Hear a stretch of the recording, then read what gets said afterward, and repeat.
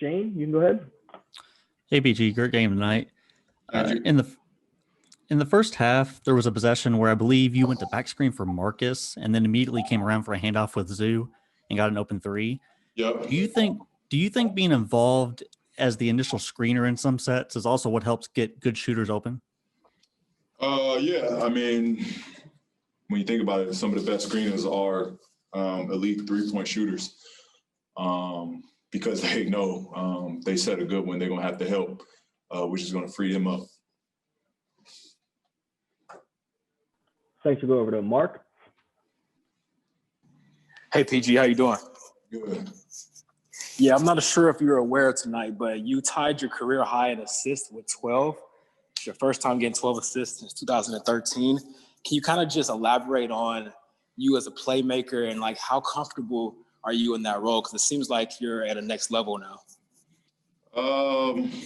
It's a work in progress. I think it's just being comfortable with the ball in my hands and making plays and finding my teammates.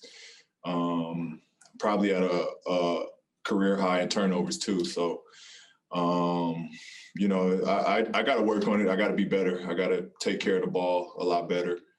But for me, it's fun. It's fun. I play for my teammates, and so it's not going to be perfect, but I thrive on being on the floor and try to make my teammates better. Thanks. To go over to Farbod. Hey, PG.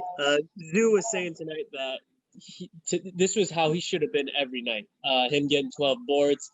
When you guys are seeing a game like this from him, are you telling him any words of motivation? Like, are you guys hyping him up at all, or do you just kind of let him roll? Yeah, I mean, we got to keep, pumping Zoo. Zoo just doesn't know how dominant he can be. You forget how young he is, and he's still a baby. But it's on us to continue to give him that positive reinforcement. Just tell him keep going. Especially in second units that he's playing against. Nobody, it's very rare you find bigs that are his size in the league today. And so I think that's one of the biggest advantages he has. So he's just got to own it. He's got to own being the biggest guy on that floor. Thanks, Farbod. We'll go over to Miriam. Hey, Paul. Congrats on the win and all the assists. Wanted to ask a Kobe question as well. And just sort of, obviously with you and with like basically everyone in the league, probably took something from Kobe, whether it's, his shoes or his mentality or his shots or his moves. But what for you, like what was maybe some of the favorite things, your favorite thing about him that you tried to borrow, like as a kid coming up? Playing on both ends. That was one thing that stood out. I didn't want to just be good on one end. I didn't want to just be a guy that could shoot, a guy that could score. I wanted to be effective on both sides of the floor. And that was one thing Kobe taught me. People, know him for his big offensive game and, explosive scoring nights. But on any given night, when he was going offensively, he was guarding the best player on the other end as well. And as a kid growing up watching that, that was the only way I wanted to play. I wanted to be able to, be an offensive threat, but I wanted to be able to shut down the other team's best player as well. Cool, man. Thank you. Thanks, Miriam. We'll go over to Andrew Greif. Hey, Paul, a question about teammate Luke Kennard.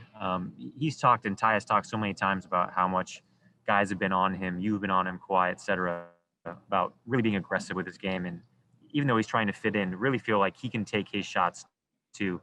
I guess, how have you seen that process play out where he has seemed to be a little more comfortable over the last week, but I think he, by his own admission, feels like he can be better in that way.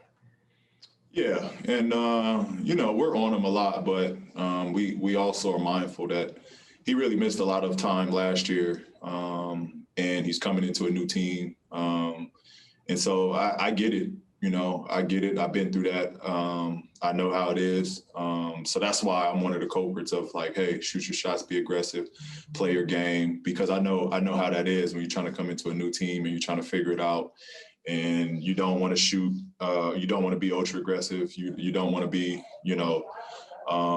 just out there hunting shots. Like, you want to play within the system. But a lot of times we need him to be aggressive.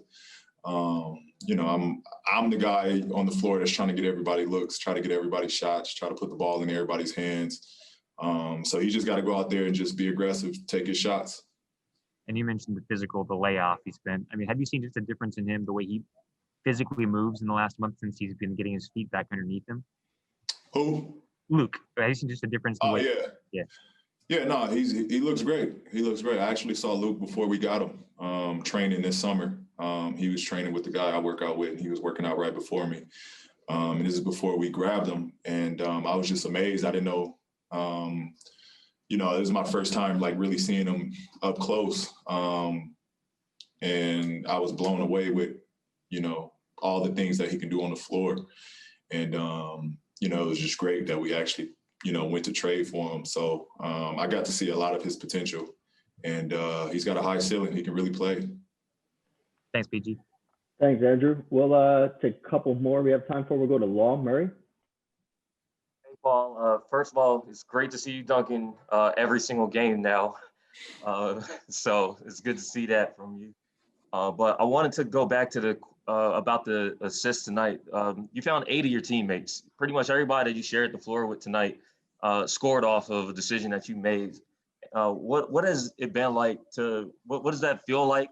And what have been the conversations you've had with Ty Lue when it comes to being comfortable leading this offense with another like-sized wing like Kawhi? Well, T. Lewis has trusted me with the ball in my hands, and my job is to facilitate and take care of the ball, which I've been struggling to do, but it's a work in progress. But it's a fun challenge for me. I look forward to the challenges going into the game on a nightly basis. It's fun figuring out how defenses are guarding plays, how defenses are guarding me. It's been an ongoing studying process, and I really take these games and I watch film and I study, and I just try to see and nitpick what I can get out of plays, and it's been working. But it's fun. I love connecting the team. I love getting guys shots. I think we've been one of the teams that have got some of the most wide open shots, wide open threes. And so, it's contagious. One guy makes a play for another. Our whole team just plays that same style. Has Ty been the first coach to encourage you to basically have fun being a creator for others like this? Yeah, I always joke. I joke a lot saying I'm a natural point guard, but he's allowed me to play the point in possessions, and I'm having fun doing it. Thanks, Paul. Paul. We'll take one last one from Justin Russo. Hey, Paul, congrats on the victory tonight. Sure. I asked Zoo about the short roll passing that he and Serge Ibaka have been able to perform in this pick and roll based offense for you guys. What have you seen out of them as short roll passers so far this season, and how much have they improved?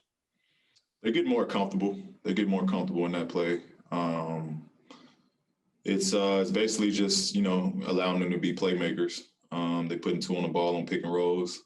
We find them on the short roll, and it's in their hands to become the playmakers, and they've been doing an excellent job. Again, they're part of the reason we're getting so many open looks.